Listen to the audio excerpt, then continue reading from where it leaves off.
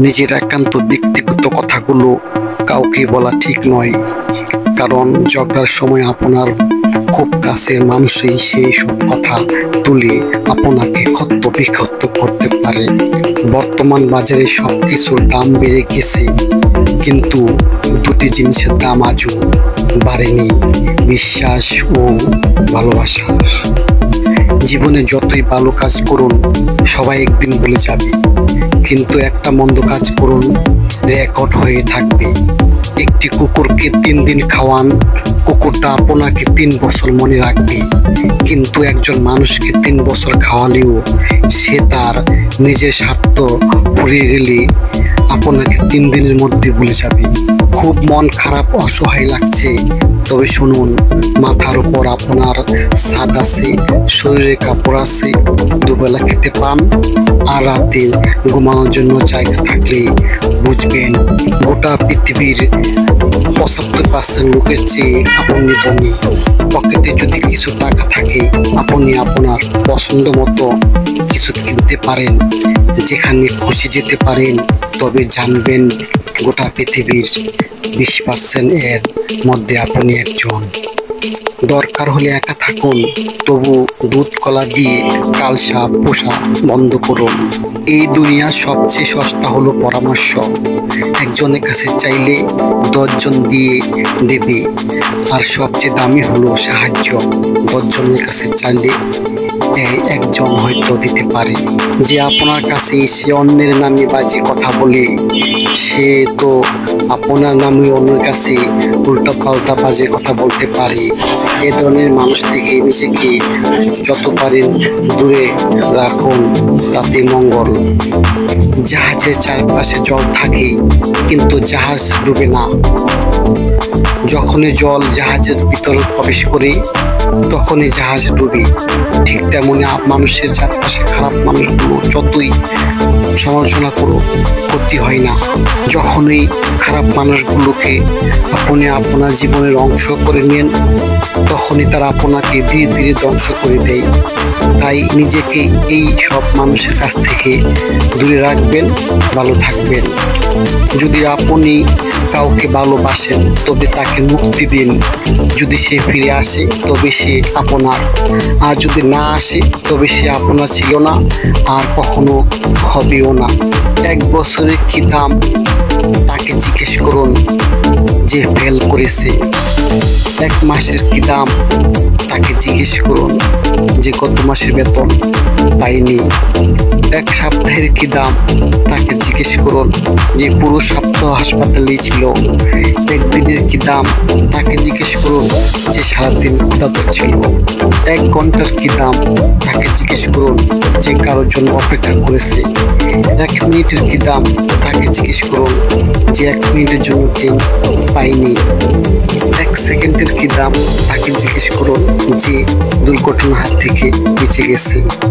ধনীরা খায় জমানো টাকা, গরিবেরা পায় দান, মধ্যবিত্তের হাত পাতে না জুজায় তার মান। চক্ষু লজ্জায় বয়ে তারা মাটি কামড়ে খায়, তবু তারা কারোর কাছে মুখ ফুটে না চায়। কথা সব সময় ভেবেচিন্তে বলুন, কারণ বলার আগে শব্দ আপনার গোলাম, আর বলার পরে আপনি শব্দের গোলাম। ফলে সুখ লেখা না থাকলে সে কপাল পাথরে ঢুকেও লাভ নেই। এতে কপাল যথেষ্টই ভুলে, কিন্তু ভাগ্য একটু ভুলে না। হ্যাঁ এবং না, এই কথা দুটি সবচেয়ে পুরনো ও সবচেয়ে ছোট, কিন্তু এই কথা দুটি বলতেই সবচেয়ে বেশি ভাবতে হয়। রাস্তার ধারে বাড়ি থাকলে তার দাম অনেক, রাস্তার পাশে জমি থাকলে তারও দাম অনেক, কিন্তু মানুষ রাস্তায় থাকলে তার কোনো দামই নেই। প্রত্যেককে বিশ্বাস করা বিপজ্জনক, কিন্তু কাউকেই বিশ্বাস না করা আরো বেশি বিপজ্জনক। একজন মানুষ 2টি কারণে সবচেয়ে বেশি বদলে যেতে পারে: যখন তার জীবনে বিশেষ কেউ আসে এবং যখন তার জীবন থেকে বিশেষ কেউই হারিয়ে যায়। মানুষ আপনি সেদিন হবেন যেদিন কারোর ক্ষতি করার আগে একবার হলেও ভাববেন যে আমি ভুল করেছি। তার স্বার্থ ছাড়বেন না, যার সময় খারাপ যাচ্ছে তার সাথে ছাড়ুন, মানসিকতা খারাপ আছে। কখনো অহংকার করবেন না, এই পৃথিবীর কাউকে থাকতে দেয় না। মানুষ কথা বলে মুখে আর ব্যথা লাগে বুকে, কি অদ্ভুত ব্যাপার তাই না? সফল হতে হবে তাদের জন্য যারা আপনাকে অসফল দেখতে চেয়েছিল। যদি বাকি জীবন শান্তিতে থাকতে চান তাহলে লোকের কথায় কান না দিয়ে নিজের মতো বাঁচুন। একটা সম্পর্ক গড়তে অনেক কিছু লাগে, কিন্তু সম্পর্ক বাঁচিয়ে রাখতে যা যা লাগে তার মধ্যে একটা হলো টাকা। প্রতিটা মানুষের ডিপ্রেশনের পিছনে সংসারের আপন মানুষগুলোই বেশি দায়ী। জ্ঞান দেওয়ার মানুষগুলো এটা তো বলে মরলে টাকা সাথে যাবে না, কিন্তু তারা এটা বলে না যে টাকা ছাড়া এই পৃথিবীতে টিকে থাকা বা বেঁচে থাকা যায় না। মন খারাপ হলেও কারোর জন্য চোখের জল ফেলবেন না, কারণ আপনি যার জন্য চোখের জল ফেলবেন সে মানুষটা হয়তো আপনার গল্প অন্য কাউকে বলে হাসছে। যে হাসতে পারে না তার জন্য কাঁদবেন না। যে একবার ছেড়ে চলে যায় তাকে আর দ্বিতীয়বার কাছে আসতে দিবেন না। যে মিথ্যা বলে তাকে কখনোই বিশ্বাস করবেন না। জীবনে আর যাই করুন কাউকে অতিরিক্ত মূল্য দিতে যাবেন না, তাহলে একটা সময় নিজেকে খুঁজে পাবেন না।